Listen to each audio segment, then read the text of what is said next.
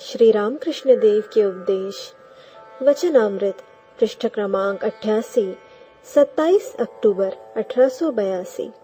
गृहस्थ के लिए उपाय एकांतवास तथा विवेक। श्री राम कृष्ण। परंतु कोई एकदम फट से जनक राजा नहीं बन जाता। जनक राजा ने निर्जन में बहुत तपस्या की थी। संसार में रहते हुए भी बीच बीच में एकांतवास करना चाहिए। गृहस्थी से बाहर निकलकर एकांत में अकेले रहकर अगर भगवान के लिए 3 दिन ही रोया जाए तो वह भी अच्छा है। यहाँ तक कि यदि अवसर पाकर एक ही दिन निर्जन में रहकर भगवत चिंतन किया जाए तो वह भी अच्छा है। लोग स्त्री पुत्रों के लिए रोकर लोटा भर आंसू बहाते हैं। ईश्वर के लिए भला कौन रोता है। बीच बीच में निर्जन में रहकर भगवत प्राप्ति के लिए साधना करनी चाहिए। संसार के भीतर विशेषकर कामकाज की झंझट में रहकर प्रथम अवस्था में मन को स्थिर करते समय अनेक बाधाएं आती हैं। जैसे रास्ते के किनारे लगाया हुआ पेड़ जिस समय वह पौधे की स्थिति में रहता है उस समय घेरा न लगाने पर गाय बकरियां खा जाती हैं। प्रथम अवस्था में घेरा, किंतु बाद में तना मजबूत होने पर घेरे की आवश्यकता नहीं रहती। फिर उसे हाथी बांधने पर भी कुछ नहीं होता। रोग तो हुआ है सन्निपात का, पर जिस कमरे में सन्निपात का रोगी है उसी कमरे में पानी का घड़ा और इमली का अचार रखा है। अगर रोगी को आराम पहुंचाना चाहते हो तो पहले उसे उस कमरे से हटाना होगा। संसारी जीव मानो सन्निपात का रोगी है और विषय है पानी का घड़ा। विषय भोग तृष्णा मानो जल तृष्णा है। इमली अचार की बात सिर्फ सोचते ही मुंह में पानी आ जाता है। वे चीजें पास नहीं लानी पड़ती। ऐसी चीज रोगी के कमरे में ही रखी है।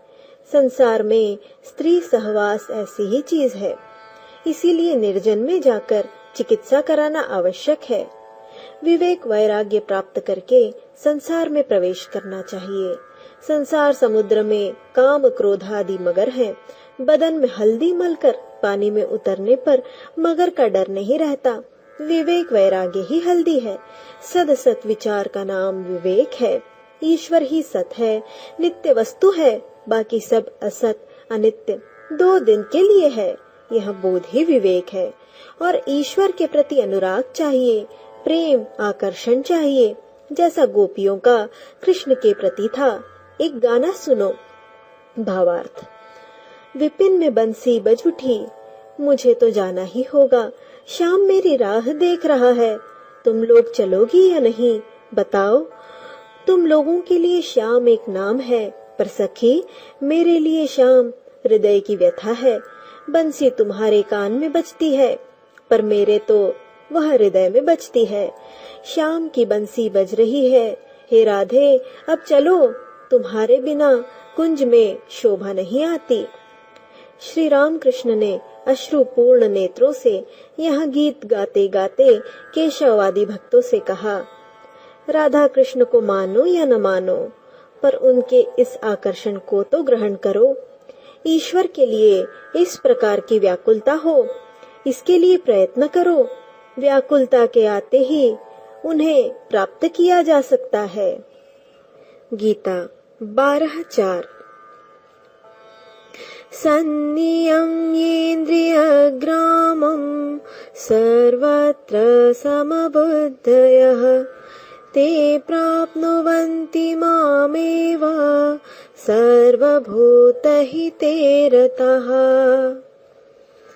भाटा शुरू हो गया। जहाज कलकत्ते की ओर द्रुत गति से बढ़ रहा है, इसलिए पुल पार कर कंपनी के बगीचे की ओर और थोड़ी दूर तक ले जाने के लिए कप्तान को आदेश दिया गया। जहाज कितनी दूर आ पहुंचा है इसकी अधिकांश लोगों को सुध नहीं है। वे मग्न होकर श्री राम कृष्ण की बातें सुन रहे हैं। समय कैसे चला जा रहा है इसका होश नहीं है। अब मुरमुरे और नारियल के टुकड़े बांटे गए। सब ने थोड़ा थोड़ा लेकर खाना शुरू किया। आनंद की हाट लगी है। केशव ने मुरमुरे आदि लाने की व्यवस्था की थी। ऐसे समय श्री रामकृष्ण के ध्यान में आया कि विजय और केशव दोनों ही संकुचित होकर बैठे हुए हैं। तब जिस प्रकार दो नादान बच्चों में झगड़ा हो जाने पर कोई बड़ा व्यक्ति समझौता करा देता है, उसी प्रकार श्री रामकृष्ण उन दोनों के बीच समझौता कराने लगे। सर्वभूत हिते रत। श्री रामकृष्ण केशव के प्रति, अजी ये विजय आए हैं, तुम लोगों का झगड़ा विवाद मानो शिव और राम की लड़ाई है। राम के गुरु शिव हैं, दोनों में युद्ध भी हुआ, फिर संधि भी हो गई, पर शिव के भूत प्रेत और राम के बंदर ऐसे थे कि उनका झगड़ना किचकिचाना रुकता ही न था। सब जोर से हंस पड़े। अपने ही लोग हैं, ऐसा होता ही है। लव कुश ने भी राम के साथ युद्ध किया था। फिर जानते हो ना, माँ और बेटी अलग अलग से मंगलवार का व्रत रखती हैं। मानो माँ का मंगल और बेटी का मंगल अलग अलग है, परंतु वास्तव में तो माँ के मंगल से बेटी का मंगल होता है और बेटी के मंगल से माँ का। इसी तरह तुम में से एक के एक समाज है, अब दूसरे को भी एक चाहिए। सब हंसते हैं।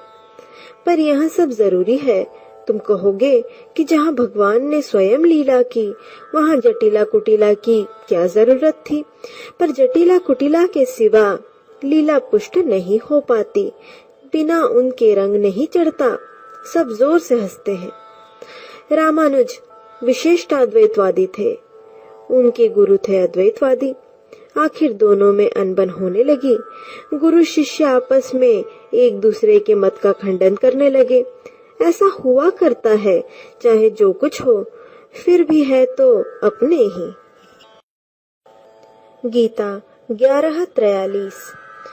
पितासि लोकस्य चराचरस्य त्वमस्य पूज्यश्च गुरुर्गरीयान् न त्वत्समोऽस्त्यभ्यधिकः कुतोऽन्यो लोकत्रयेऽप्यप्रतिमः प्रभाव।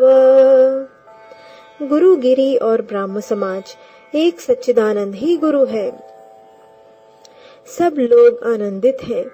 श्री रामकृष्ण केशव से कहते हैं, तुम स्वभाव परख कर शिष्य नहीं बनाते, इसलिए आपस में इस तरह की फूट हुआ करती है।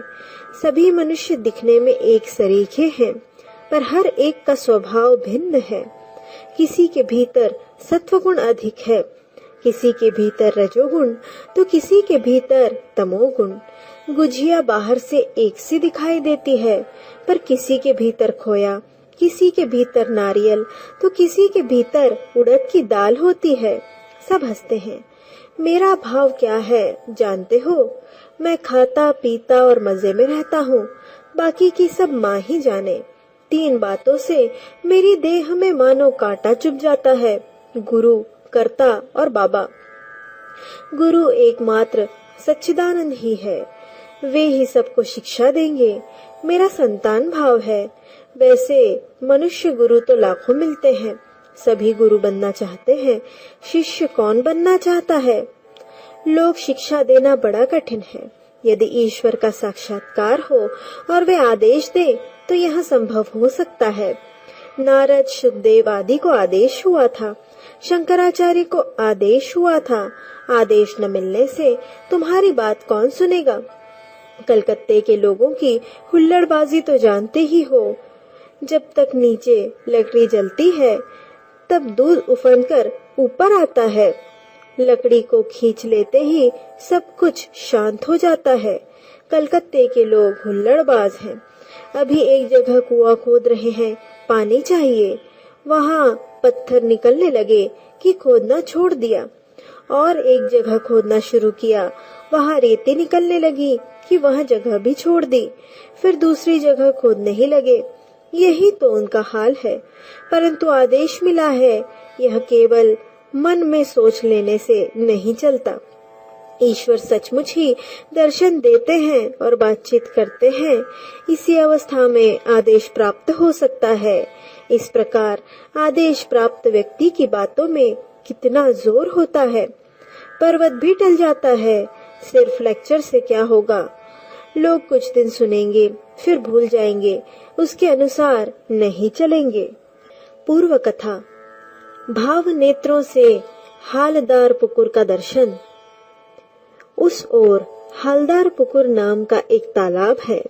कुछ लोग उसके किनारे रोज सवेरे पाखाना फिरा करते थे। जो लोग सवेरे स्नानादि के लिए आते थे, वे यहाँ देखकर उनके नाम से खूब चिल्लाते, खूब कोसते।